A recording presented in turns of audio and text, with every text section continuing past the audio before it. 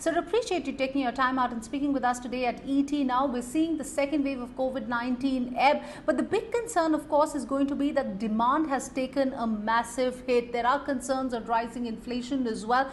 Do you believe that could play a spoil sport as far as India's growth trajectory and the growth trajectory of states are concerned?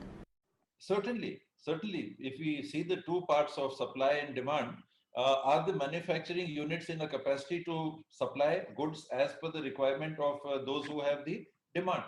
If they don't have, then it is affecting the economy or the growth of the economy. You don't have enough producing units. You don't have steel units. There is much more demand for steel than is being produced in the country. So it will be affected. The economy will be affected. But we are not seeing it in that stage. We are at a level where, because demand is lesser, so many people, even if they have money to invest, they would not be investing at this point in time in manufacturing because the goods may probably not get sold. I mentioned the housing sector, for example. So if cement is not going to be sold, would new cement factories be coming in? If steel is not going to be sold, would new steel factories be coming in? You may have the money to put up another steel plant, but would you be doing it? So to that extent, the economy would certainly get affected. While we're talking about state finances, sir, you handle the Department of Commercial Taxes as well. Various state finance ministers have raised the issue of increasing the borrowing limit for states for FY22 to 5% without any conditions. Do you think that is going to help? And talk to us about the extent of the fiscal stress that the states are under at this point of time.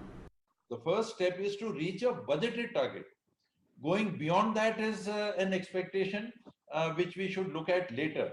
The first target should be meet your budget revenue projections that you had projected. You would be having so much revenue, so much from the government of India through devolution of the finance commission, etc. The states get so much share. This is the right of the states as the constitution provides. Then there are grants from the government of India, whatever are provided. Then there are revenues which are the revenues of the state government, which mainly would come from, let us say, stamp duty and mining, and then they would come from GST realization and excise, that is the sale of liquor.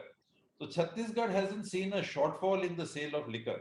Chhattisgarh isn't seeing a shortfall in GST realization compared to this month last year.